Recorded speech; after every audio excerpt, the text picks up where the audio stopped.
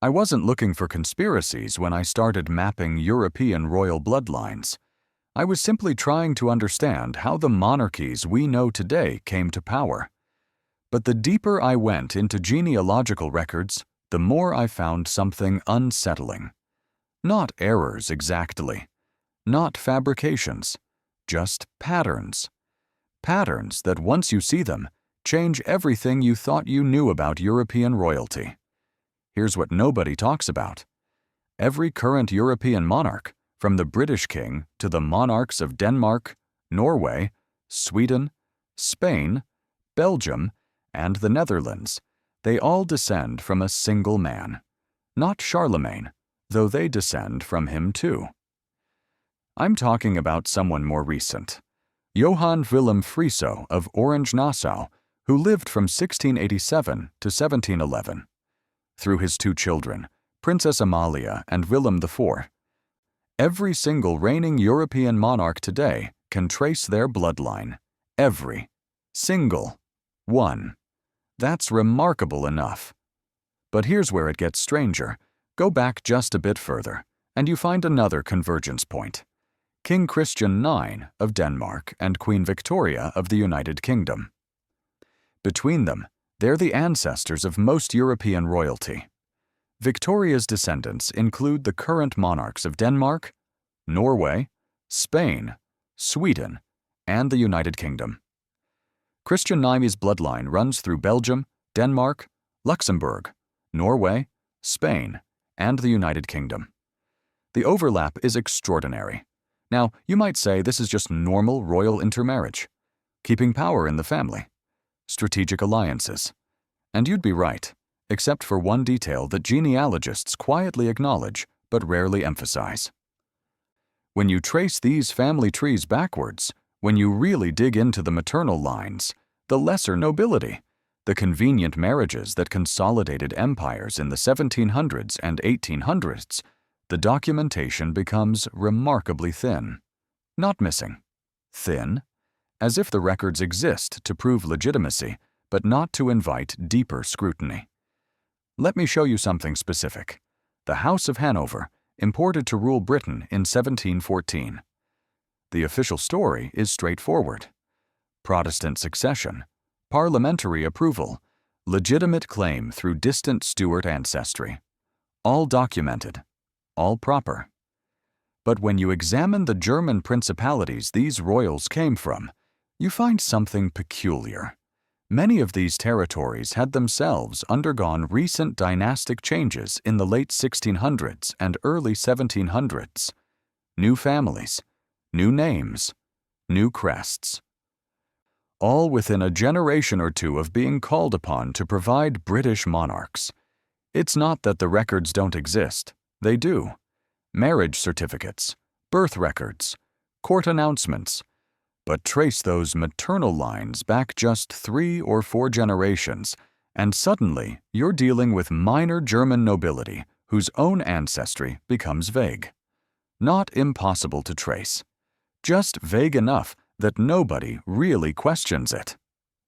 Now let me ask you something. If these royal houses were so obsessed with bloodline purity, and we know they were, why would they accept rulers whose ancestry couldn't be traced with absolute certainty? Why would the most documented families in human history marry people whose own family trees seem to materialize out of thin air just a few generations back? Unless that ancestry was being deliberately simplified. Deliberately obscured. Here's where the maps come in. Because maps don't lie the way words can lie. They show what was known, what was believed, what existed in the minds of those who made them.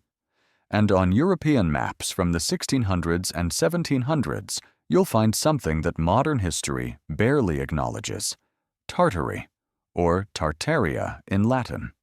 An enormous territory stretching from the Caspian Sea to the Pacific Ocean, from Siberia to the frontiers of China. These weren't fantasy maps. They were trade maps, military maps. Maps drawn by cartographers like Guillaume de Lisle and Abraham Ortelius, who staked their reputations on accuracy. And on these maps, Tartary isn't shown as some vague, unknown region. It's depicted with borders, cities, trade routes, and yes, royal courts. Multiple royal courts throughout Tartarian territory. The Library of Congress has these maps. You can see them yourself. Delisle's 1757 map of Great Tartary shows detailed geographical features. Ortelius's 1570 map labels it as the Kingdom of the Great Khan, showing governmental structures. These weren't speculative. They were based on the best available knowledge from travelers, merchants, and military expeditions. Then, over the course of the late 1700s and early 1800s, something remarkable happens on these maps. Tartary begins to disappear. It becomes Russia in the west. It becomes Qing China in the east. It becomes Ottoman territory. It becomes nameless regions in between. The transformation happens over just a few decades, remarkably fast for such an enormous territory. And here's what bothers me most. When empires fall, we have documentation. Rome didn't vanish overnight. We have centuries of its decline recorded. The Byzantine Empire left volumes about its final days. Even the Mongol Empire's fragmentation is well documented with treaties, succession disputes, refugee accounts. But Tartary? If it existed as these maps suggest, with cities and courts and governmental structures, where's the transition documentation? Where are the treaties of dissolution, the succession disputes, the resistance movements? Instead, we get silence. And into that silence, we get new royal families with suspiciously recent genealogies claiming territories that maps from just a generation earlier labeled as Tartarian. The official explanation is that Tartary was just a catch-all term Europeans used for the vast unknown interior of Asia. A map label, not a real political entity. But that explanation requires us to believe that European cartographers, who were sophisticated enough to accurately map coastlines and trade routes, suddenly became vague and imprecise only when it came to the largest landmass on their maps.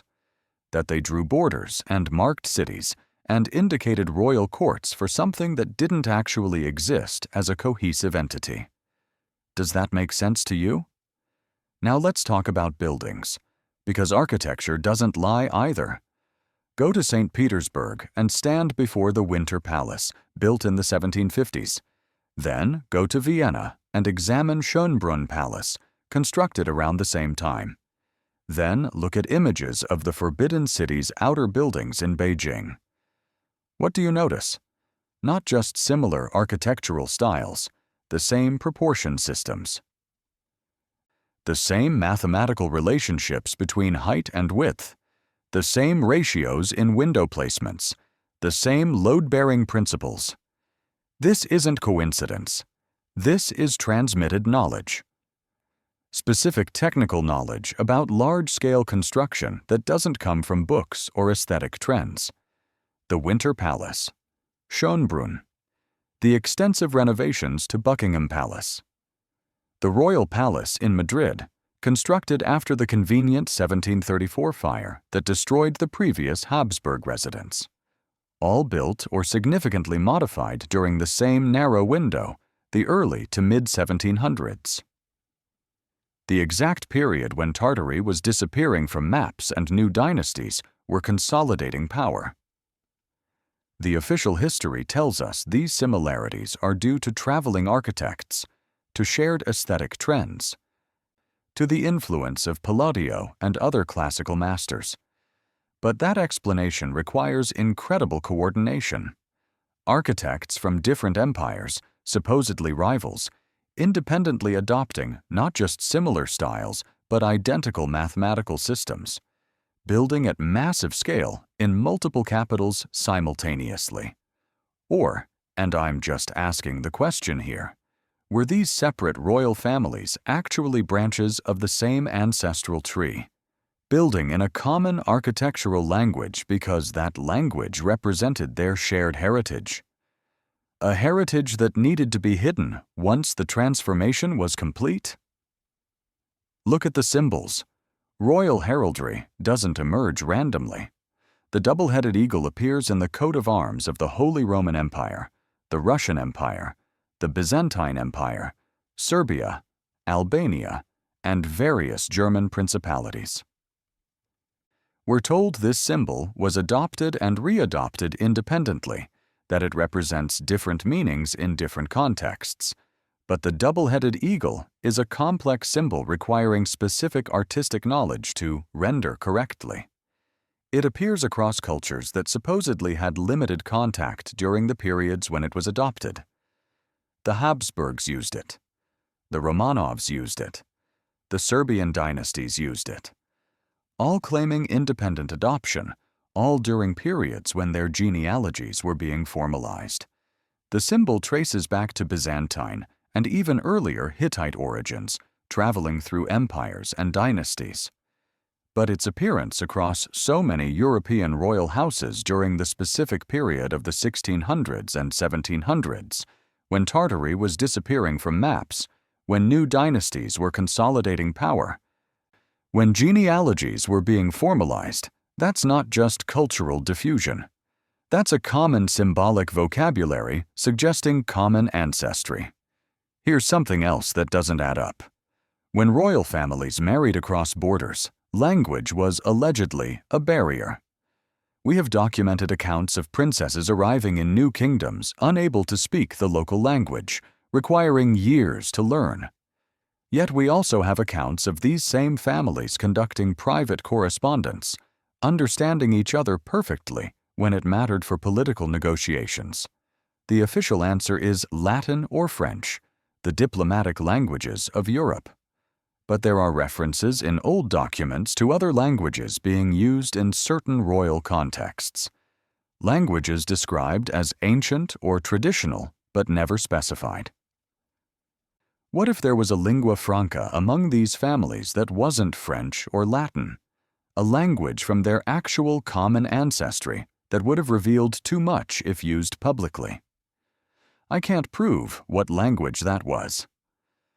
I'm asking why there's so much deliberate vagueness around linguistic practices in royal households during precisely the period when their genealogies become most important to establish.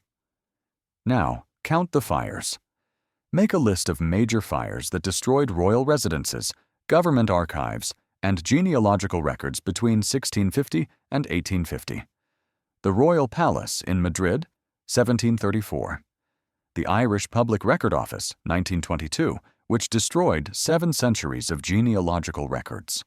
In Paris, civil registration records at the City Hall were destroyed in 1871 during the Paris Commune. Numerous smaller fires across Europe that destroyed specific genealogical records and land registries during this transformative period. Some fires are inevitable across centuries. Buildings were made of wood and lit by open flames. But the pattern troubles me. Fires occurring at suspiciously convenient moments, right before genealogical claims would need verification, right after territorial transitions, right when old records would contradict new official narratives, and after each fire, the reconstruction of records favored the newly established order, the newly documented bloodlines, the newly claimed territories. Let's talk about Siberia, because Siberia is the key. On those old maps, Siberia isn't Russian territory yet. It's labeled as part of Tartary. Vast, resource-rich Siberia. Then, over a remarkably short period in the 1700s, it becomes Russian. Not through documented conquest with treaties we can examine. It just becomes Russian.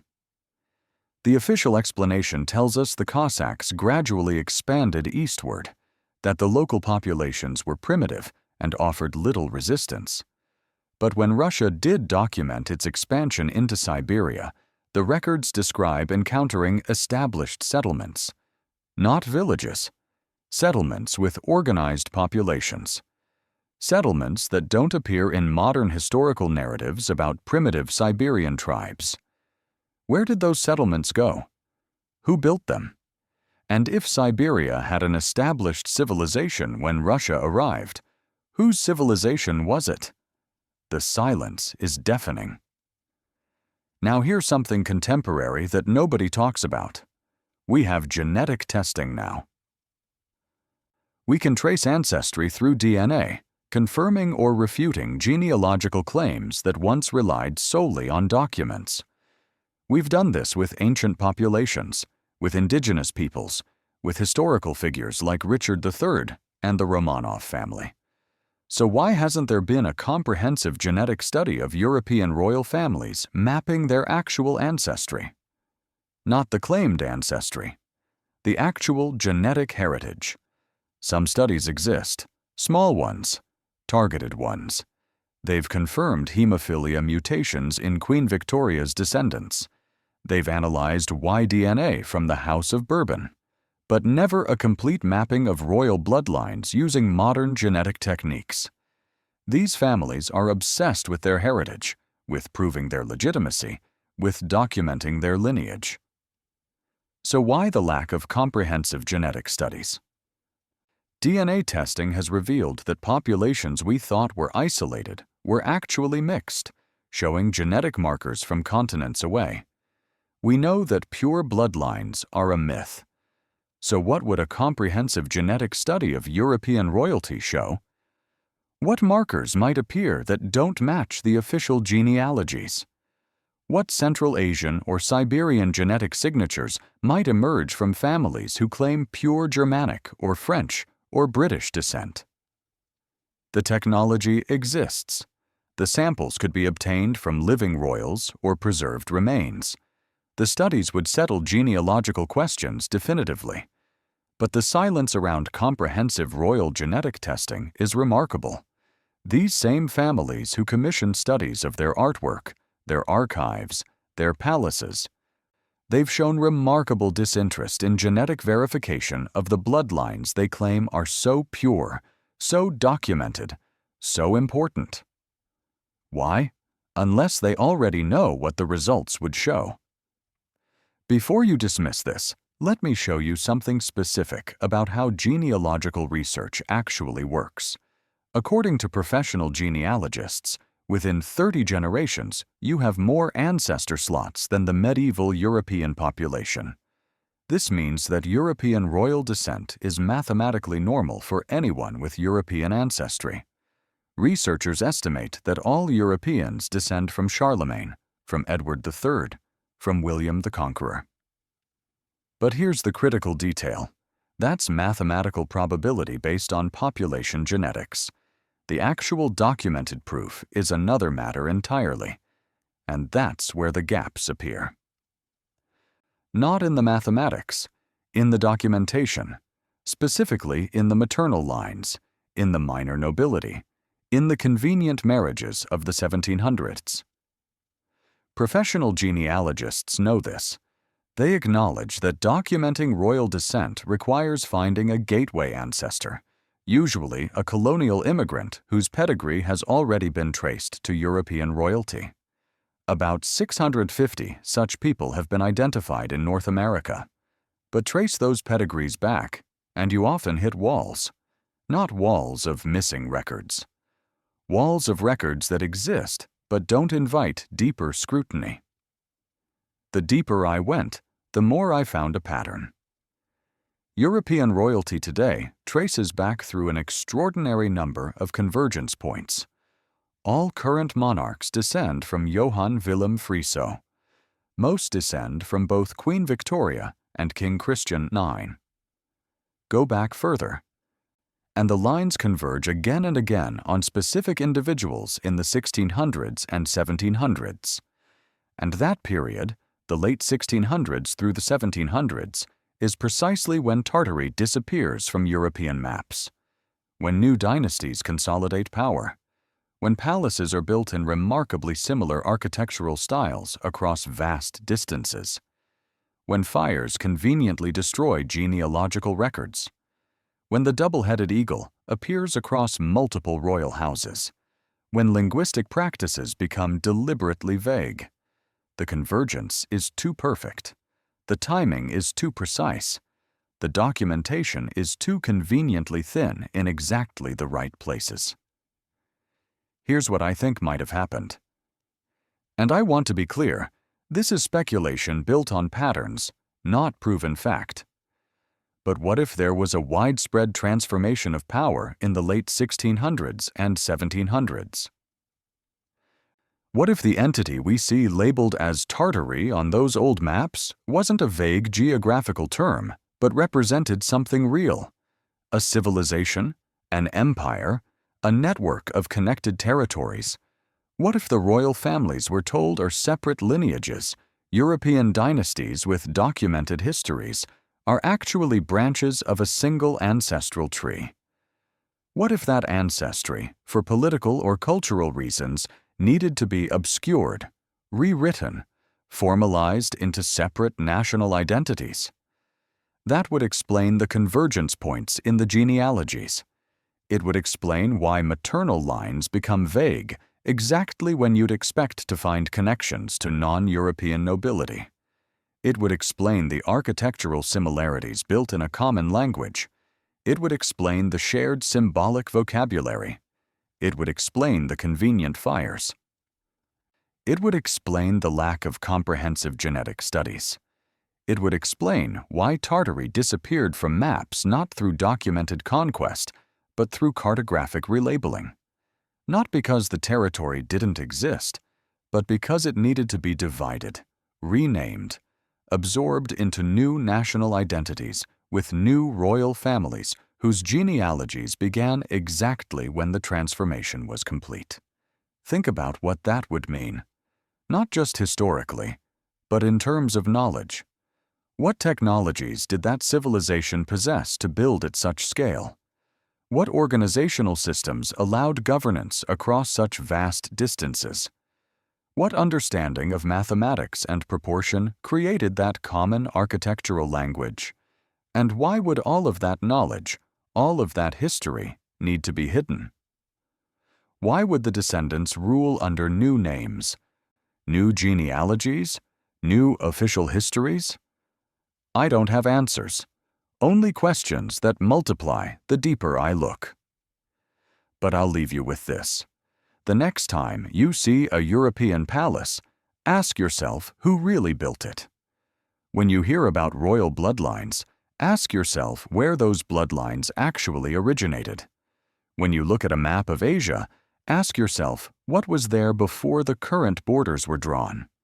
And ask yourself why we're not supposed to ask these questions.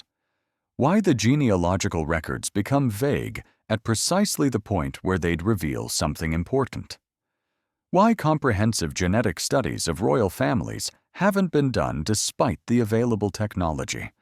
Why the maps changed so completely in such a short time. Why the architecture speaks a language the official history refuses to translate. The deeper I went, the more I realized that what we call history might be just the story the victors agreed to tell.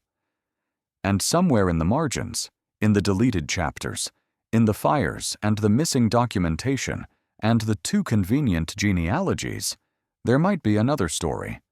A story about royal bloodlines that connect across vast distances. About a civilization that needed to be divided and renamed. About an ancestry that had to be obscured for the new European order to emerge. About descendants who still rule but under new identities, new histories, new carefully constructed family trees. A story we're not supposed to remember. But once you see the patterns, once you notice the convergence points, once you examine the maps and the buildings and the symbols and the fires and the genetic silence, you can't unsee it. Every European monarch today descends from the same small pool of ancestors from the 1700s, the period when Tartary disappeared, the period when new dynasties emerged, the period when the architecture was built in that common language, the period when genealogies were formalized and fires destroyed the records that would contradict them. The bloodline is there, hidden in plain sight, in the family trees that all converge, in the symbols they all share, in the buildings they all built, in the maps that all changed, in the records they all lost to convenient fires, in the genetic studies they all avoid. The secret isn't that they have royal blood. The secret is where that blood actually comes from. And they're never going to tell you.